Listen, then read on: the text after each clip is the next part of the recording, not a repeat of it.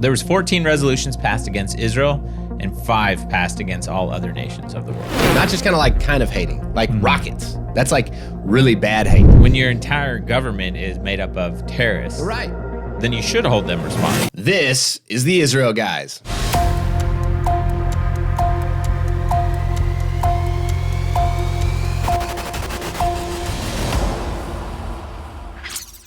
Welcome to the Israel Guys, where we believe that in a world of fake news, you should connect to the true and authentic stories of Israel. Well, news out of Israel this week can be summed up pretty much like this. The UN took their hatred for Israel to the next level. Israel tried to help Gaza. Gaza said no thanks, and now Israel's offering to give the PA 100 million shekels as a confidence-building gesture. Getting to all that in just a second, but make sure you subscribe, guys. This is the last full-length show of 2021. We cannot be more excited. The show has the channel has almost quadrupled in size in the last year, and we're super excited about that. But we're more excited for 2022 and all the growth and more content videos that we're putting out. If you want to help us create content and keep it 100% free, because that's what this channel is all about, you can donate to our end-of-year fundraising campaign, link in the description below. We actually have less than 24 hours left to meet our goal. So now's the time. Click that link below, donate to the campaign if you believe in our cause and you want to see us do more and keep everything free in 2022. It all depends on you guys, and we're so grateful for all of your support. Josh, let's get to the nations. You know what, Luke, when you said your opening there, I was like, this is just too funny. Like, what in the world? That's a bunch of things that just really shouldn't be happening. Like, Israel gives, and then Israel gives again, and they throw a rocket, but then Israel gives again. And it's like, whoa, why keep giving when everybody in the world is hating, really hating, not just kind of hating, like rockets. That's like really bad hate. And when they give, it doesn't help the world hate them less. For some reason. It's a really weird thing, and it's actually only in Israel that this happens. I don't know of any other situation in the world that's like this. It's called Jew hatred, and it's like a disease. Right. People get it, and they get it. You might have bad. heard it as anti-Semitism. We call it Jew hatred because it's exactly that's what it is. Right. Yeah. Luke, so the UN Commission of Inquiry. What is that? Well, their goal is to monitor and report on rights violations in Israel, in Gaza Strip, and in the West Bank. This is straight off their site, right? Okay, so human rights issues in Israel. Well, and this comes off the tail end of the May 2021 conflict with Gaza, right? You can call it a war, the 11-day war with Gaza. So this is what's spurring the UN to open a commission of inquiry. So I'm assuming they're opening a commission of inquiry into, obviously we know Israel, but also for sure into Hamas and Fatah and the Palestinians, right? Well, no, that's the really bad thing. Oh, they're not? And I would like to say, who started that war to start with? Well, Hamas started shooting rockets at Israel. Right. Israel didn't start anything. They responded in self-defense to defend the citizens of the nation of Israel and went in and took out a bunch of terrorists. Okay, so now the UN has the audacity to come on back at Israel for defending itself and open up an inquiry against who? You would think all normal thinking people would say you would open that inquiry against Hamas, the terrorist organization, not just the Israel-branded terrorist organization, but the internationally branded United States, Europe, terrorists, Hamas. So, but no, the UN, really, and I say audacity, I mean like audacity, like no shame, just to go out and call a terrorist group. Let's not talk about their human rights violations. If we want to talk about human rights, let's talk about terrorism and attacking civilians of Israel. No, we're going to talk about Israel, the one who has the highest moral standard on the globe. Is there a nation that has a higher moral standard than Israel? I don't think there's one that exists. Right. But yet, the UN and its anti-Israel hatred is going to open up a inquiry against Israel and Israel's IDF on how they handled the situation, the attack. Like we said, it's just UN taking it to the next level, because this is not new. I think if I remember the stat right, is you sent me the report, the UN report from 2021, and 14 out of the 20 resolutions, there was 14 resolutions passed against Israel and 5 passed against all other nations of the world. It's like this global initiative. They're supposed to be bringing peace to the world, and yet their focus is on the peace bringer. Right. Israel, a nation that really, the Jewish people, a people of peace. I mean, the Jewish people have a long history. Like a lot of people groups, you don't know a lot about them. They don't have like a long history of you can't just track them. Well, Jewish people have a long history they're very just amazing people. They're peaceful people. They really love peace. Right. Actually, shalom is like the number one word that anybody knows when it comes to Jews, Israel, people, Hebrew, shalom, right? It's peace. Like, this is what they strive for. This is what they're all about. But no, the UN's going to take their strong point and try to turn it into some sort of anti-Israel jab. So this is what they're doing right here. They voted. So this is what the big deal is. Just last week, this is new, hot off the press. So the original vote happened back in May when the war was going on with Gaza. Right. Gaza attacked Israel. Israel responded. Thank God Israel's strong. The military's strong. They respond to Gaza in a real serious way. Yeah, take it's called out the self-defense. Yeah, exactly. When rockets are being shot at you, what would you do? The UN might have a problem with this. Let's not do anything. No, Israel. Let's just die. Let's just die. That's the only other option. No, of course not. Israel responds in self-defense. Now, the UN said Israel didn't respond within the correct, they got Human Rights Watch, and they're saying no. The UN said they didn't die, and we're mad about it. Right. Yeah. So they chose to live and not get killed by rockets. So that's a problem, according to the UN. So the UN back in May said that there was a problem, and they started this commission inquiry against Israel to inquire about war. Human rights violations. Human rights violations, but also war crimes. War crimes. So against Israel. So that was already done. That's a bad thing. But Israel responded just recently and said they were going to open up a, what do you call it? Propose an amendment to amendment, right? To defund this because I guess the problem is that this is a permanent commission of inquiry with unlimited funding, right? Unlimited funding, which basically means as long as they just once they pass this, then they can just investigate Israel for alleged human rights abuses and war crimes for as long as they want, spend as much money as they want on it, hire as many people with no accountability and supervision, which is outrageous. It's historically never happened. You can't start like this kind of thing without an explicit mandate, which they don't have here. And they have started, and they have this funding, unlimited, not just funding, resource. Right. You know what that means? Everything the UN has, they want to put nothing's barred. Everything's yours. Staff. Everything. They're supposed to have 20 staff members dedicated just to this one thing. They don't have, I think the main hub has like 20 members just dedicated to the main staff. What? This is huge. They're going way out, way out. Josh, so Israel proposes an amendment to defund this very biased commission of inquiry with unlimited funding. 125 countries voted against that amendment. Okay, right. Surprise. 34 abstained, but 8 countries voted for. You want to know which countries actually voted to stand with Israel? Well, I think everybody deserves to know their names, and we need to just throw their flags all over the internet. Hungary. That's right. Marshall Islands. Way to go. Micronesia. They stood with Israel before. They have. We were actually going to make a shirt that says, "Don't worry, Israel, Micronesia's got your back." It just sounds interesting because Micronesia, it sounds like it is a very, very, very small place, but micro, it makes you think very small. Exactly. So it's kind of we're glad that Micronesia is standing up for Israel. Nauru, Palau, Papua New Guinea, way to go. And thankfully, the United States. Yes, that's huge.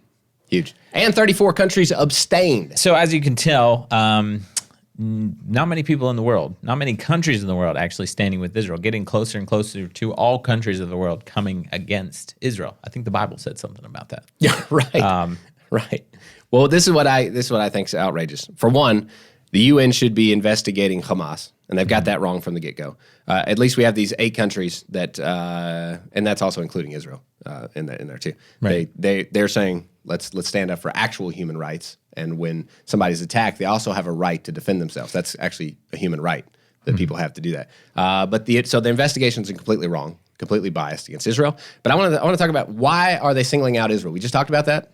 All these more condemnations against Israel than any other country in the world. Why? And actually, sorry, it's worse than that.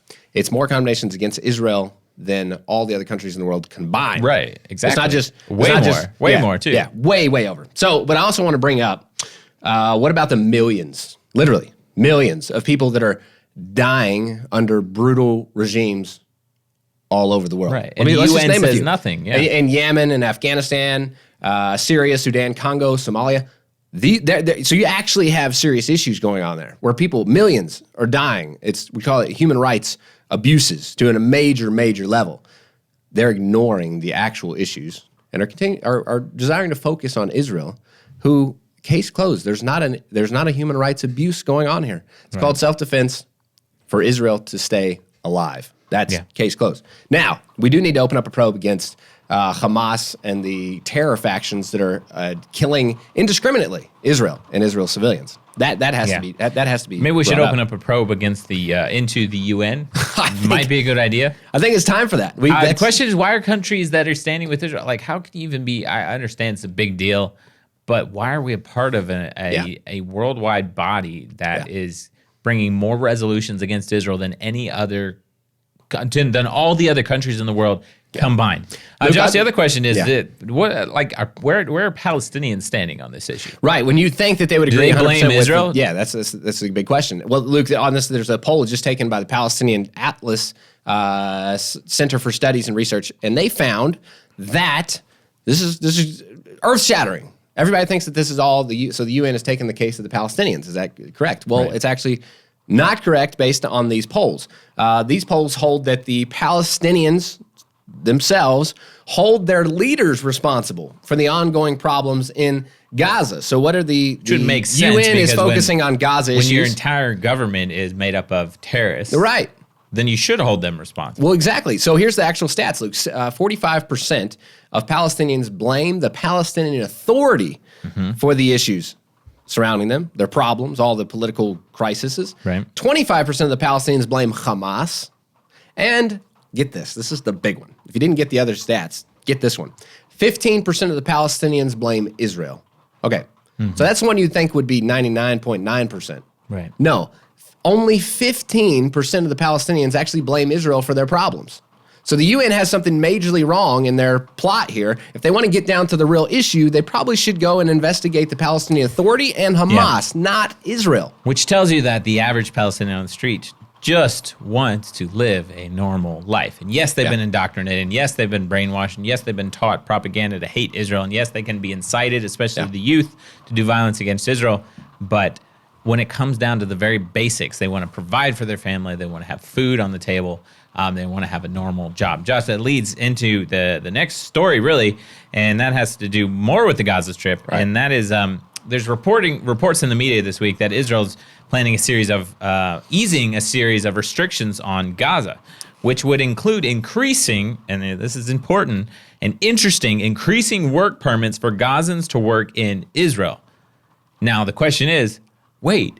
Israel already has work permits. There's Gazans that come into Israel to work. Increasing would mean there's some here already. There's Palestinians in the West Bank that have work permits that work in Israel every day. Yeah, you're the answer right on. is yes. The media has been lying to you. Yes. Okay. Now, Israel wants to increase those. Some people say up to 10,000 more work permits, and that's Israel already granted 10,000 after the May war with Gaza, and they're talking about increasing them more, and also allowing dual-use materials. Now, this is actually really dangerous. What does that mean? In the past, materials like concrete were sent into Gaza because obviously they wanted to help rebuild, right? Rebuild the economy, Schools, rebuild the buildings, infrastructure. Hospitals. And all that concrete ended up in tunnels. Tunnels that we actually went in and stood and touched the concrete. Okay, we know that. It's on film. We documented it. So now Israel's talking about allowing things like fiberglass because that's needed for infrastructure and repairing boats and communications infrastructure. But that can also be used for rockets. Dangerous. Sounds a little bit dangerous to me. Yeah, really. So that gives you a little bit of an idea of why Israel has restrictions on Gaza, because you can't send concrete into the Gaza Strip if you know it's going to end up in a tunnel that's going to bring Hamas terrorists into Israel. You can't send fiberglass in if you know that's going to be used to build a rocket that's going to be shot at your own civilians. But like you mentioned, Israel is trying to please the Palestinians and really trying to please the world because they think that's going to make them hate them less. Unfortunately, anti-Semitism and Jew hatred is not based on that. But don't worry. The UN is going to oversee any materials that go into Gaza to make sure they're only used for civilian purposes. And like we already talked about, we can all trust the UN. Israel is also considering allowing permits for Gazans to go to Jerusalem and pray at the Al-Aqsa Mosque. That hasn't happened since the beginning of the pandemic. It's tricky because Israel's security has to make sure anybody that gets a permit does not have any ties to terrorism. Right. Which is tricky because a lot of Arabs here have ties to terrorism. Yeah. It's a big family. Right. Families are messy, right? Okay, but get this. Hamas has already announced they don't want any of it. They don't want help. They don't want Israel to ease restrictions. Why? Why would you do that? So Hamas talks to Egypt because Egypt's like kind of the mediator for between Gaza and Israel. And they told Egypt that they've decided to reject any concessions from Israel. They stated that, quote, they are only former measures, and they don't think it helps or changes anything in the Gaza Strip. These terrorist factions, Hamas, the PFLP, told Egypt that Israel's proposed concessions, increasing work permits, coming to pray in Jerusalem, right, were insufficient, and they just their only demand is that Israel lifts the, quote, siege of Gaza. Basically, restricting materials not allowing terrorists to come into Israel, the siege, right? And watching them on the seaside, that kind of thing. Right. Let us shoot rockets into your country without stopping us. We talked about the average Palestinian. My guess is Hamas and all their terrorist buddies did not ask any of the average Gazans on the street if they were interested in getting a work permit and going to Israel and actually having a job and making money and not being brutally terrorized by Hamas in the Gaza Strip. If that doesn't show you a little bit into the heart of what's happening at the center of this conflict, that's what it is. Israel is trying to appease them. Talk about another story, and we'll just kind of give the highlights of this, is that Benny Gantz, who is the defense minister here in Israel, hosted Mahmoud Abbas in his home in Rosh Ha'ain, which is just over the green line of Samaria, right, as you go towards Tel Aviv. Right. Abbas has not crossed the green line to anywhere in Israel proper since 2016. Right. And Israel has largely cut ties with Mahmoud Abbas because he's a terrorist. I think Benny Gantz has a specific calling of bringing back Abbas into the story of Israel. Well, this is his second meeting. And his first meeting, he went to Ramallah. Now he said, come over to my house. Which I'd note that under the Netanyahu government, Abbas had basically been pulled out of the picture. He was no longer a part of the political scene. He had been taken out, especially with Trump in, he was taken out of the whole political even talk. He wasn't a part of the peace talks or anything like that. But now we have Benny Gantz and this leftist government that's here in Israel right now pulling the PA, the Palestinian Authority, back into the conversation to try to enter into some sort of peace agreement. And you could tell what's going on in the background. They're trying to bring about the conversation of two-state and plan. Benny Gantz, here's what Benny Gantz has done, unfortunately. He has proposed, and actually it sounds like he's already proved them, a series of, quote, confidence-building measures, meaning I'm going to give the Palestinians all this without asking for anything in return. 100 million shekels in tax collection advances, status approvals for 6,000 residents of Judea and Samaria and 3,500 Gaza residents, 1,100 entry permits for Palestinian businessmen to enter Israel proper with their vehicles, to be able to drive into Israel as they need to, dozens of VIP entry permits for senior PA officials.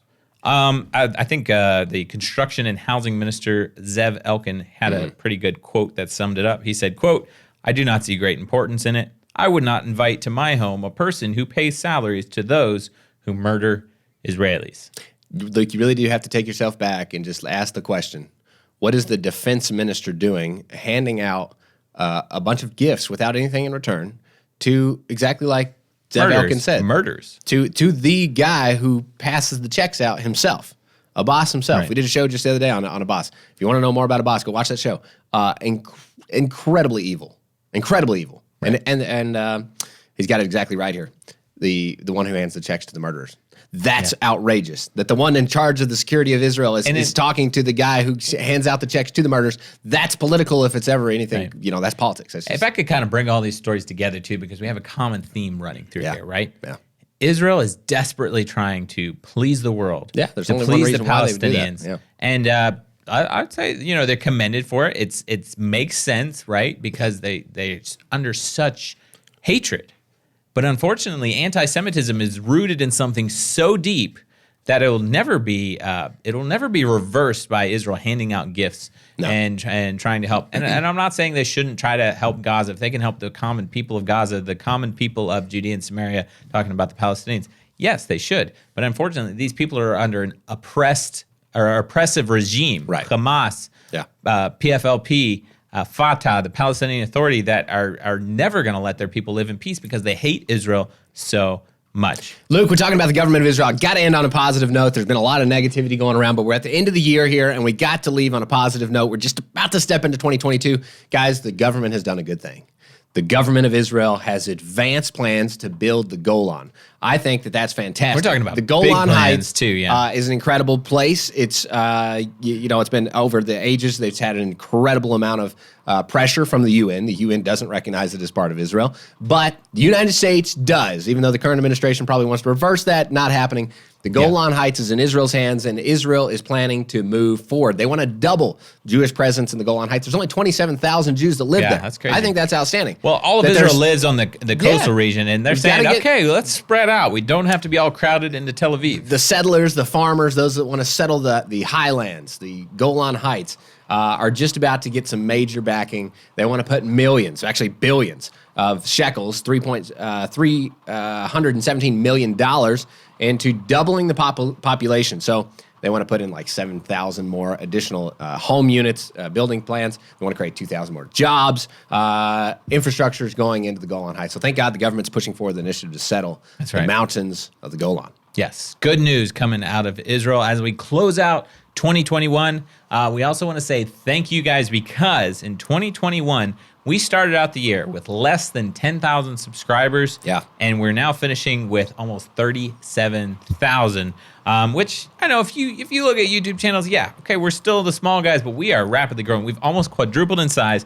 We're closing out with 1.3 million views, which is massive for us. Yeah. And we are not slowing down. We are just getting started. We got massive plans for 2022. That's right. Next week, first show of 2022, we'll be talking about some of those plans and changes, and we're going to want your input and feedback as well, so you don't want to miss it. If you want to give us a gift, guys, as we close out the end of the year, go ahead and subscribe. Hit that notification. Because we want to start 2022 strong.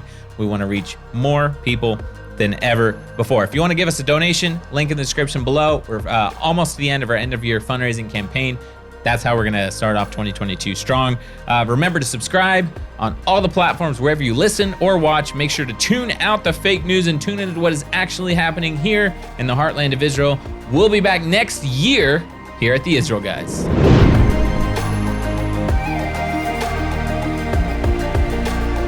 Hey guys, thanks so much for watching.